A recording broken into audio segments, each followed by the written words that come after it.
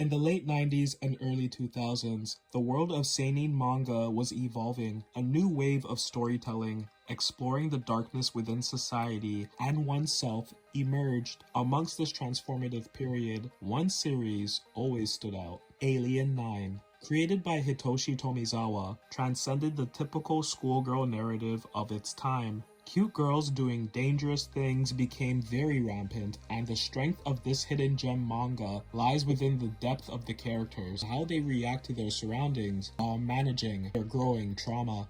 Alien 9 opens in a seemingly ordinary world, but quickly establishes how odd things are. Sixth grader Yuri Otani, the protagonist, is drafted alongside two other girls, Kumi and Kasumi, into the alien party. The party is tasked with fighting off and capturing invading aliens. They're implanted with Borgs, a symbiotic race of alien that helps the girls against the invading species. The girls quickly realize that their normal lives are forever gone, and the series focuses on how they balance the weight of their new responsibilities. What sets Alien 9 apart is its willingness to delve into the dark and grotesque. While the manga mirrors other series of the era, the existential crisis of female seinen heroines born from the womb of Ghost in the Shell, it spends a lot of its focus on the irrationality behind putting such humongous weight on children. The Borgs are forcibly attached to the girls, and it essentially turns them into tools that are only to be used,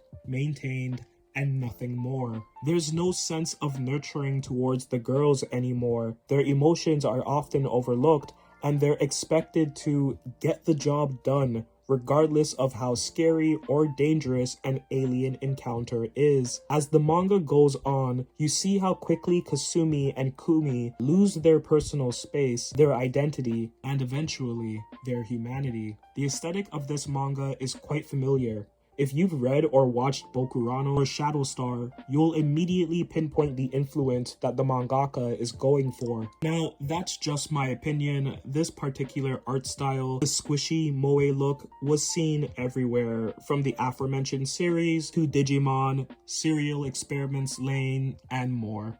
I'll have to do some more research and find out about this art style. For me, the writing stood out much more than the character design. Fear is a central theme, but Alien 9 juxtaposes it with resilience. Yuri gradually accepts her Borg. Kumi's entire character is a metaphor for confronting one's inner demons. Meanwhile, Kasumi represents sacrifice. I was honestly shocked by how well the mangaka was able to develop these characters in such a short period of time. The blending of coming of age and psychological drama made for an interesting read. Sometimes Alien 9 feels dated, and the tropes and themes do kind of keep me wanting more, but ultimately a full adaptation of this manga wouldn't give you any additional answers to questions that are raised. It all feels very self-contained and complete. I will say that Alien 9 is a unique case manga. The author owns the rights to the series fully. Alien 9 was originally published in Young Champion magazine during the late 90s.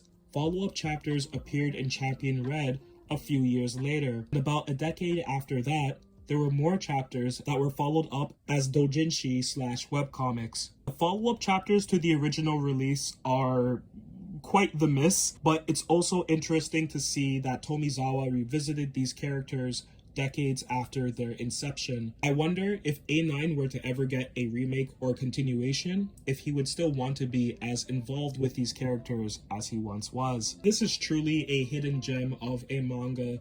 Alien 9 remains an enduring testament to its era's narrative evolution. It's absolutely worth the read if you want a short, intellectual sci-fi. 6 out of 10.